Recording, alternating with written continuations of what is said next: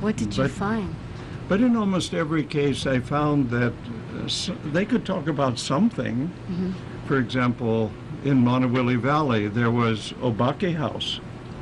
And those farmers who were living in the 1920s, 1930s, and they were Japanese for the most part,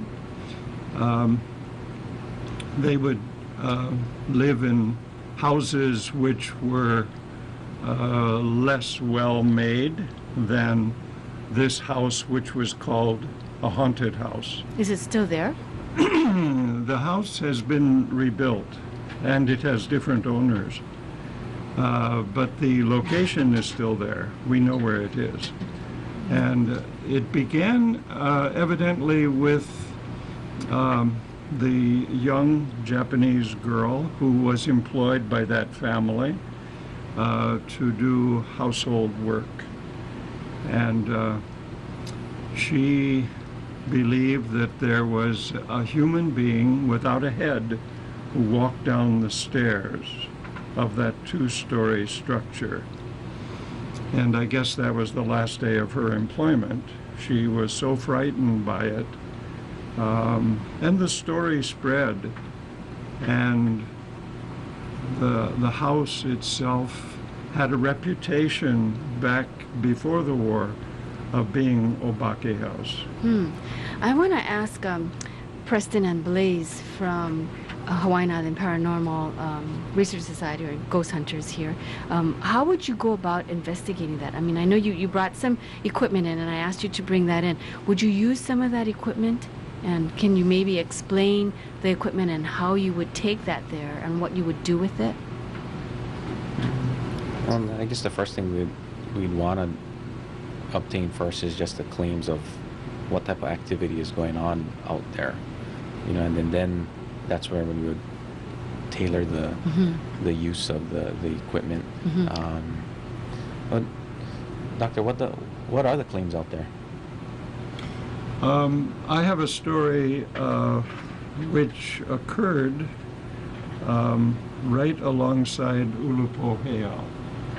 And Ulupo Heiau has this origin, according to Hawaiian mythology, of having been built overnight by Menehune. And the night marchers, yes. This is a structure, Ulupo Heiau, the largest of all the 11 heiau in Kailua. It's a platform heiau, and it's 30 feet high, 160 feet wide, 180 feet long. It's a massive assortment of rocks, and some of them are 250-pound rocks.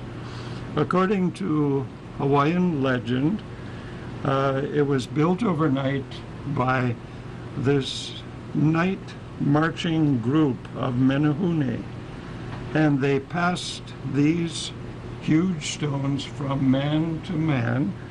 Menehune to Menehune? The Menehunes. And they were able to construct this very elaborate heiau. We are in the process now of rebuilding that, and if anybody is interested in seeing it, on the 23rd of July, there will be a Hoike taking place right there. We want to help you renovate and bring that up. So the 23rd. But the story is that one of these Menehune appeared one night in a Hawaiian home located just a stone's throw away. And where was the Menehune located in the house, and what was he or she doing? He was sitting at the treadle sewing machine and evidently happily at work doing sewing. And the Hawaiian lady who saw that was terribly frightened. She heard and she saw. These were the senses that were impacted in her memory. So she told the story to her children, and I have interviewed the children, and they said that for them, in their formative years, that was a very strong story, and they never forgot it. And I've asked them, what was it like going to bed every night around the heiau? And they say, oh, it was lovely. We were at peace with the world, and we made sure that we followed our parents' advice of playing on the heiau. We would take our brooms occasionally, and we would clean it. Girls in menstruation would not go there. They abided by the rules, and therefore there was no reason to feel that there was any Danger. kind of Yeah. revengeful action. I know that you guys, Blaze and Preston, that respect for the culture and so forth is a big part of what you do, right? Yeah, so that's why, going back to how would we investigate something like that, that would be kind of like where there's kind of a crossroads for us, because yes, we do not intentionally, and that is one of our protocols, we do not intentionally set out to go investigate graveyards, claim night marcher trails, or hail. We do not go out like some of the groups do and whatnot. But one of the exceptions would be if there was a house around the area. That's where we'd look into it, and if the claims are right, that's when we'd probably step in and try to get some answers for the clients, or prospective clients. How would you, I mean, in this case, she heard something and she saw something. Do you have tools or equipment that can document or catch that? Oh yeah. See what we got over here, we got some of our basic equipment. Yeah, let's and take a look basically at what we use to in our lessons for class, because this is basically what you need to start off. Again, we're speaking about ghost studies, the science research investigation of paranormal phenomenon here in the islands, with Preston and Blaze from Hawaiian Island Ghost Hunters, also the Paranormal Research Society, and Dr. Paul Brennan from the Kailua Historical Society. Yeah, so basically what you can see over here, this is, like I said, our basic equipment. You got some energy sensing devices here with EMF meters. They detect electromagnetic fields. For the sound, one of the things we're going to try and do is sit down and use these little voice recorders right over here. Just your basic recorder. I mean, you can pick them up Radio Shack, Walmart. It's nothing really technical, just a voice recorder, but the way we analyze and go over the files or the sounds that we hopefully capture is what makes it. So we'll just set something down like this, and Blaze can explain what we would do. In an EVP session, like Preston said, we set down the recorders, and basically one or two things. We can actually just leave the recorder. If the client says that there's always the sound of, say, laughter or something in a room, we could just leave the recorder.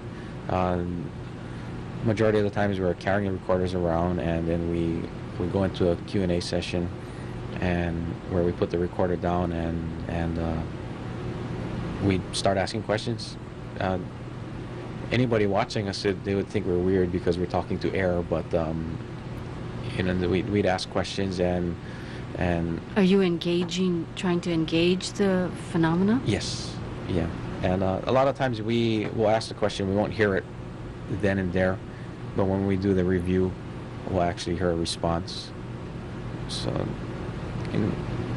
we'll ask different questions depending on what the claim is. So the equipment, it doesn't pick up, you physically don't hear it necessarily, but when you review the equipment registered. Majority of our captures is that, although we have had where we're there and we actually do hear the whatever, if it is a sound or a voice, or our most recent one, we heard whistling coming from all different directions. Nobody else was there except our team, so that was pretty neat to actually to hear it when you're there. Not just on the equipment. Yeah. Yeah, when we're using the voice recorders and we hear something that we pick something up that we don't actually hear while we're there. It's called EVP, electronic voice phenomena. But say if we did hear something while we're there, like we've heard many of times, something laughing in a voice, whispering or calling to us, that's what we call disembodied voice. So there's a difference between the two. And with the EVP, there's a lot of things that can cause false positives, rubbing of the microphone. They're very sensitive, so you could just rub it. I mean, just your hand movement on it can cause something to be, you think it's a whisper, or someone in the background talking or whispering, not knowing that it's trying to affect the recorder. But there's certain ways that we were taught that we can go in using software, and we can analyze certain things, and we can verify that yes, this is actually someone or something that was not there. So you can eliminate the hand rubs and all of that extra stuff. Very interesting. So in the case that Dr. Brennan was sharing with this house on the Ulupo Heiau, next to the Ulupo Heiau, the woman is, the ghost or the paranormal entity is sewing on a sewing machine. So the machine is going. Yes. So, yeah. I mean, there's different things we would, with a claim like that, I guarantee you almost automatic we're going to set up a camera on the sewing machine, or we'll put in one of the digital voice recorders just to see if we can even capture the sound of the sewing machine, or or any other movements or anything like that. And that's just in the hopes of capturing video or audio. There's other things that we do to try and get interaction with whatever's going on there. I guess I'm wondering, I mean, if I were the apparition or whatever, and I knew you guys were going to do that, I just wouldn't show up, Yeah. And that's a lot of the times what happens to us. We go to we do a case, and the claims are just, there's a list. I mean, the claims are so long, and when we get there, nothing happens. Again, we're doing ghost studies on Piece of the Rainbow with Radio Tiny. We're also streaming live on the web on OC16.tv, so we can be seen around the world, even in the ghost world. On K108 is KWAI in Honolulu, AM 1080, OC16, Oceanic Time Warner Cable. I want to know, did you guys have any of those sounds that you said, people responding back? Are we going to hear some of that? Yeah. Cool. So. Stay tuned, guys. Piece of the Rainbow on Kayanis Radio Tiny. So you have something that where you actually registered that and you actually weeded out all of the other possibilities. Yeah. We can't really tell our trade secret, but Oh, okay. So you can't tell. You have to take the class if you want to learn that part. not even in the class. Oh, we don't not share even it. in the class. Yeah. You don't share that. I mean, we talk about EVP and whatnot, but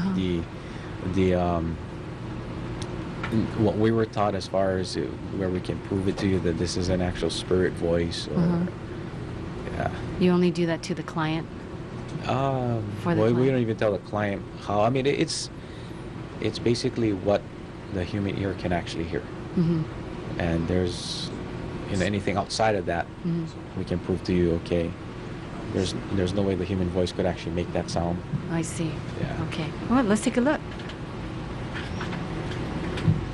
Okay, well, just wanted to show this picture. Like I said, what we got is our basic equipment here, but this is pretty much our arsenal here. So we got a whole bunch of different meters and gadgets and gizmos. Like I said, the basics of what you need to investigate is what we have here. Everything else is for research, and try to help us, find explanations or possible explanations of how things may be happening.